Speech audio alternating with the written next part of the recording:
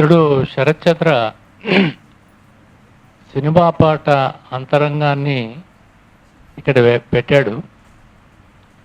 సమర్థవంతంగా వీళ్ళంతా కూడా వాళ్ళ వాళ్ళ వాళ్ళ సినిమా రచనల్లోని బాధలు, కష్టాలు, సంతోషాలు అన్నీ చెప్పుకున్నారు.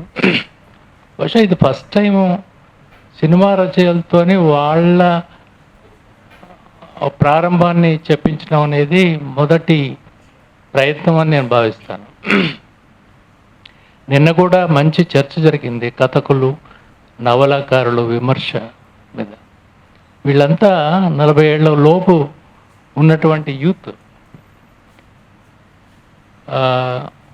పాట కడలి ఖమ్మం మా ఇంత చిన్నప్పటి నుంచి మా ముందు పెరిగిన అమ్మాయి. అలాగే కల్లూరు నుంచి వచ్చిన నాగరాజు కూడా ఖమ్మమే. అంటే మా ప్రాంతం నుంచి, మన ప్రాంతాల నుంచి వీరు మహబూబాద్, తర్వాత పూర్ణాచారి వరంగల్. పూర్ణాచారి కూడా ఇంతకుముందు ఒకసారి వచ్చాడు మా కార్యక్రమానికి. శరత్ చంద్ర ఏమో మా కార్యక్రమాల్లో భాగస్వామి. సో నేను ఎందుకు చెప్తున్నానంటే, ఇలా ఎదిగినటువంటి వాళ్ళు సినిమా రంగంలో కూడా మంచిగా ఎదుగుతున్నటువంటి దానికి తెలంగాణ సాహితీ హృదయపూర్వకంగా అభినందిస్తుంది. అయితే చెప్పారు, ఈ సినిమా సాహిత్యానికి అంత బయట విలువ ఇవ్వట్లేదు అని. ఏదైనా సాహిత్యమే. వాస్తవంగా సినిమా సాహిత్యానికి ఉన్నటువంటి పాపులారిటీ లేదా ప్రజల్లోకి వెళ్ళేటువంటి దాని ఆ మీడియా చాలా గొప్పది. సినిమా అనేదే చాలా గొప్ప మీడియా జనంలోకి పోయేటువంటి. శ్రీశ్రీయే చెప్పాడు, సినిమా అనే మీడియా ప్రజల్లోకి పోవటానికి చాలా పెద్ద మీడియా అది, దాన్ని మనం వదిలేయకూడదని కూడా చెప్పాడు ఆయన. నిజంగా కూడా ఈరోజు గల్లీలో నుంచి పట్టణాల వరకు కూడా సినిమా ప్రభావం చాలా విపరీతంగా ఉంది. అట్లాంటి సినిమాలో కూడా కవులుగా ఉండి సినిమా గీతాలు రాసినటువంటి శ్రీశ్రీ కానీ, దాశరథి కానీ, మిగతా సినారే కానీ, వీళ్ళందరూ, ఆత్రేయ కూడా అద్భుతమైన నాటికలు రాశాడు, అద్భుతమైనటువంటి మాటలు రాశాడు, కథలు రాశాడు. అట్లాంటి వాళ్ళు సినిమాల్లోకి వచ్చి కూడా పెద్ద ప్రభావాన్ని చూపించారు. సో మీ అసలు ఆత్మలను మూసేసి డైరెక్టరు, నిర్మాతల ఆత్మల వెంట మీరు పడుతున్నారనేది మీరు చెప్పిన మాటల్లోనే ఉంది.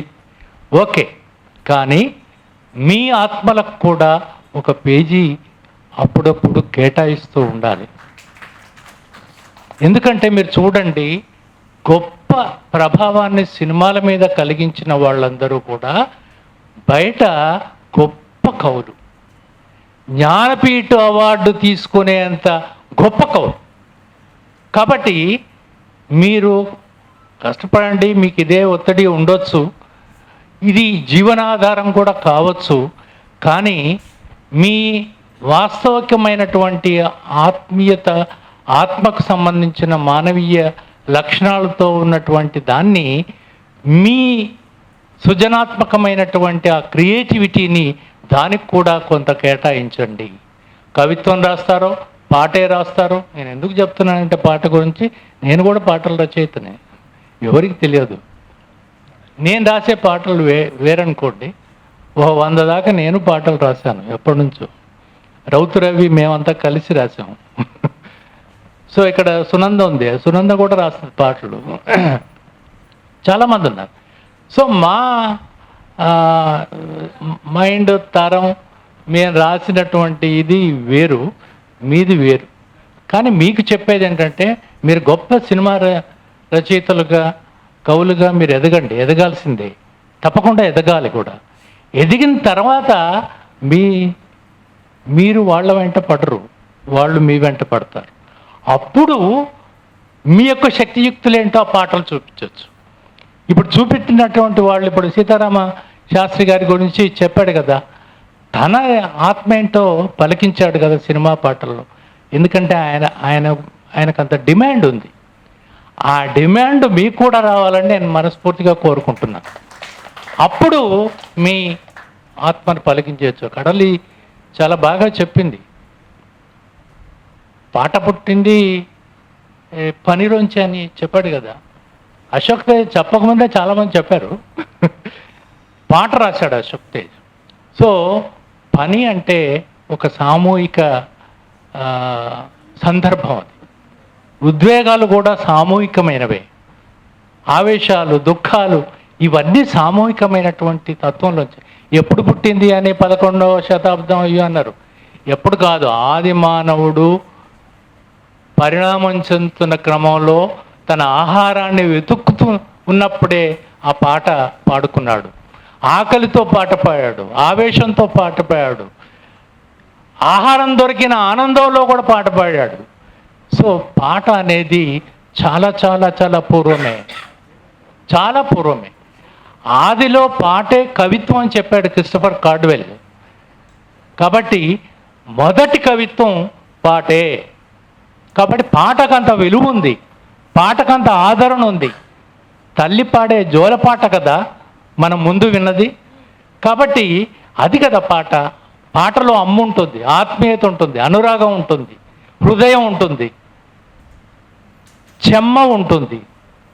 అది బహుశా మీరు రాసే సినిమా పాటల్లో మాటల కోసం వెతుక్కుంటారు, కానీ హృదయం గురించి వెతుక్కోవాల్సిన అవసరం అక్కడ ఉండదు. కానీ మీరు ఎంచుకునే పదజాలంలో ఏవైతే ఇందాక వీరు చెప్పాడో ఆ గ్రామీణ జానపద పదజాలాన్ని మీరు ఉపయోగిస్తే అప్పుడు అది జనానికి టచ్గా ఉంటుంది, జనంలోకి అది పోతుంది. తప్పకుండా అలాంటి పాటలు ఒకవైపు మీరు మీ కెరీర్ని కొనసాగిస్తూనే, ఇంకోవైపు మేము అడుగుతున్నటువంటి ఎప్పుడైనా అడిగితే మాకు కూడా పాటలు రాసి ఇవ్వాలని మీ అందరినీ ఈ సందర్భంగా నేను కోరుతున్నాను.